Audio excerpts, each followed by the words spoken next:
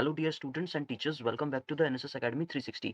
देखिए, सीबीएसई ने 9 फरवरी 2026 को एक ऑफिशियल नोटिस जारी किया है जो क्लास 12th के स्टूडेंट्स के लिए बहुत बड़ा एक नोटिफिकेशन होने वाला है। तो बोर्ड ने फैसला किया है कि 2026 के एग्जामिनेशंस से जो क्लास 12th की आंसर बुक्स होंगी, आंसर शीट्स होंगी, उनकी checking on screen marking method से की जाएगी। ओके। अब क्या है ये system, on screen marking system, और इसका आप पर क्या असर पड़ेगा? चलिए डिटेल में समझाता हूं मैं आपको। देखिए, क्या है ओएसएम और ये किस पे लागू होगा। तो सबसे पहले ये जान लीजिए कि ये नया रूल सिर्फ क्लास 12th के लिए है। ठीक है, क्लास 10th के स्टूडेंट्स को इवैल्यूएशन जैसे पहले होता आया है फिजिकल मोड में, उसी तरीके से होगा। ठीक है। देन हर साल लगभग जो सीबीएसई है वो 46 लाख स्टूडेंट्स के एग्जाम्स कंडक्ट कराता है, राइट। और एफिशिएंसी और ट्रांसपेरेंसी को बढ़ाने के लिए अब टीचर्स आपकी स्कैन्ड जो आंसर शीट्स होंगी उनको कंप्यूटर स्क्रीन पे ही चेक करेंगे। ठीक है, ये इस नोटिफिकेशन के अंदर है।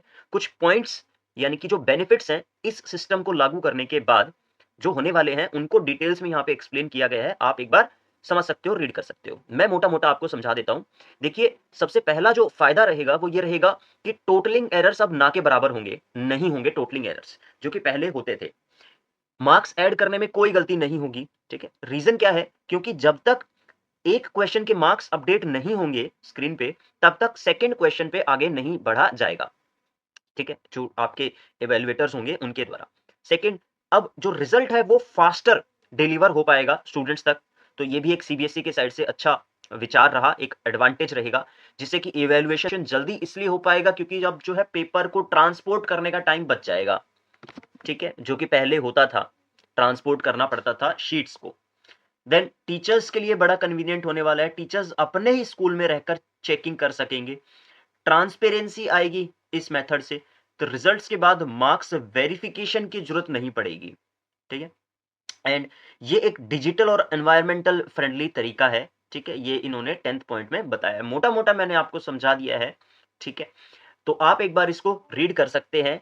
इस नोटिफिकेशन का जो लिंक है वो मैं आपको डिस्क्रिप्शन में प्रोवाइड करा दूंगा, आप वहां पर जाके भी देख सकते हैं ये जो नोटिफिकेशन है उसको। अब स्कूल्स के लिए क्या गाइडलाइंस हैं तो वो मैं आपको बताते चलता हूं, जो कि टीचर्स और स्कूल के लिए बड़ा इंपॉर्टेंट रहेगा।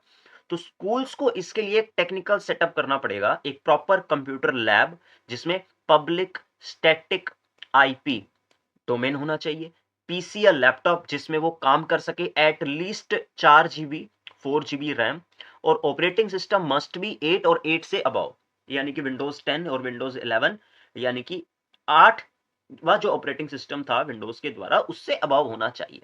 ठीक है, इंटरनेट स्पीड की जो कनेक्टिविटी है it should be at least 2 Mbps या उससे ज्यादा होनी चाहिए। ठीक है, अब देखो, आपको घबराने की जरूरत नहीं है। जो टीचर्स है, जो स्कूल है, उनके लिए भी सीबीएसई ने कुछ हेल्प के लिए, कुछ गाइड करने के लिए सजेशंस दिए हैं। सीबीएसई नहीं चाहता कि टीचर्स प्रॉब्लम में आए, तो किसी भी प्रॉब्लम को सॉल्व करने के लिए कॉल सेंटर को निर्धारित किया गया है, जो कि इंस्ट्रक्शनल वीडियोस भी रिलीज किए जाएंगे, जिनको देख के हम प्रैक्टिस भी कर सकते हैं। मल्टीपल ड्राई रन्स करवाए जाएंगे, ऑनलाइन ट्रेनिंग प्रोग्राम्स करवाए जाएंगे सीबीएसई के साइड से, और टीचर्स सिस्टम को समझाने के लिए ओएसएस आईडी से लॉगिन भी कर सकेंगे। एंड बच्चों के लिए क्या इंपॉर्टेंट है, क्योंकि अब की बार शीट्स स्कैन होंगी तो आपकी राइटिंग नीट एंड क्लीन होनी चाहिए। प्रॉपर पेन होना चाहिए, डार्क ब्लू ज़्यादा बेटर ऑप्शन रहेगा। अगर फेडेड पेन से आप लिखोगे तो हो सकता है कि जो स्कैनर है वो स्कैन अच्छे से ना कर पाए और आपके मार्क्स में कमी आए। आपको नीट एंड क्लीन रखनी है अपनी शीट्स, क्वेश्चन नंबर प्रॉपर लिखने हैं। ठीक है। तो दोस्तों, सीबीएसई अब डिजिटल इवोल्यूशन की तरफ आगे बढ़ रहा है, और इस नए बदलाव के बारे में आपका क्या सोचना है कमेंट में जरूर बताइएगा। ऐसे ही लेटेस्ट अपडेट्स के लिए एनएसएस एकेडमी 360 को सब्सक्राइब करें। मिलते हैं अगले वीडियो में। Best wishes, take care, good bye.